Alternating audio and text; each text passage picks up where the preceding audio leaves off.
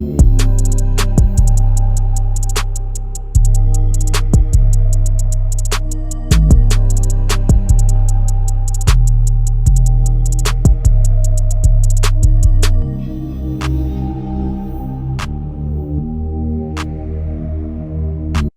back to the Team to Be Miami Heat podcast, your one-stop shop for daily Miami Heat content.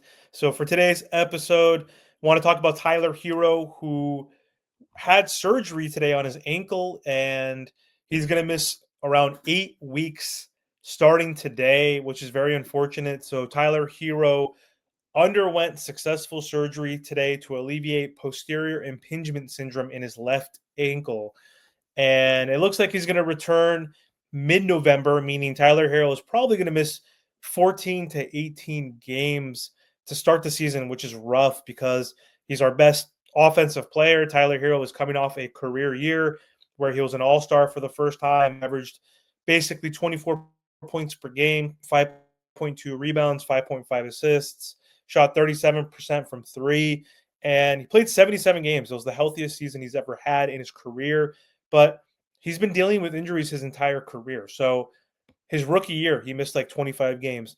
Second season, played only 54 games, then 66 games, then 67, and then 42 2 seasons ago, where he missed over 40 games. He's dealt with ankle injuries in the past. So this is not a small injury for Tyler Herro. So it's very unfortunate, again, because we're going to lose a lot of firepower. Thank God the Miami Heat were able to trade for Norm Powell this off season. So he's going to be our focal point now and is definitely going to start with Davion Mitchell. So it can be safe to assume that the starting backcourt is going to be Davion Mitchell, Norman Powell. Norman Powell is a very good player and played very well last season when Kawhi and James Harden were both injured. Averaged 29 points per game for the Clippers during that time frame. So he is very capable. His usage is definitely going to go up. He's going to have to take a lot of shots, and he's going to have to lead our offense, honestly, with Andrew Wiggins and Bam Adebayo. So this is a big deal. The Miami Heat have struggled mightily. Their offensive rating has been terrible the last 10 years. They've been bottom 10.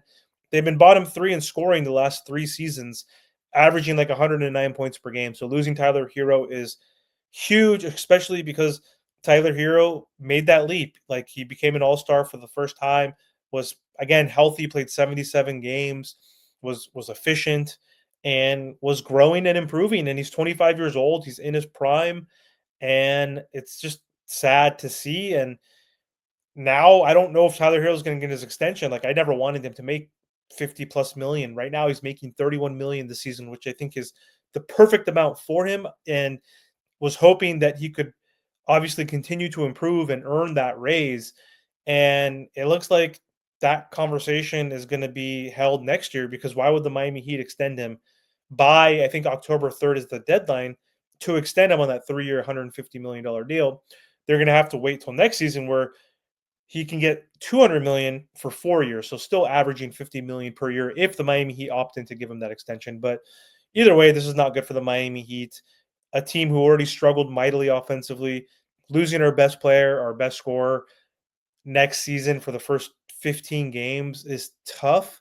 But again, thank God we have Norman Powell, and I think we're in good hands. But we're just missing a lot of firepower, and we're missing someone who's going to be probably our best three-point shooter. I mean, behind Norman Powell, perhaps. But we weren't a great three-point shooting team after last season, and we already lost Duncan Robinson. Now we're losing Tyler Herro to start the beginning of the year. It's going to be rough for the Miami Heat, but Davion Mitchell needs to step up.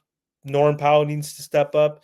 Andrew Wiggins needs to be engaged. Bam Adebayo cannot regress and start off like he did last season. He needs to be aggressive. We need Bam Adebayo to average 20 points per game, not 18 like he did last season. So it's on Bam Adebayo right now. It's on Norman Powell, and Andrew Wiggins needs to also step up. So unfortunate news.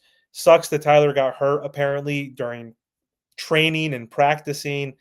It said midsummer, like he's been dealing with this issue and wanted to avoid surgery and was trying to rehab, and nothing was working. He was still feeling the pain. So that's why they had to opt in for the surgery now. I wish they did it a month ago or whenever he first had the injury, but he was trying to avoid surgery, obviously, because he didn't want to miss 2 full months. So the fact that he's going to miss 14, 15 games sucks because he is going to have to take some time to get into basketball shape, into rhythm, to develop that chemistry with Norman Powell. And that's going to probably happen, at the 30 game mark. And that's going to be more than a third of the season is going to be passed at that point. So it's just sucks that he's going to not be able to play during preseason or to start the season. He's going to have to come in rusty and off to a slow start. This sucks. So not the best news to hear from the Miami Heat, but again, thank God we got Norman Powell.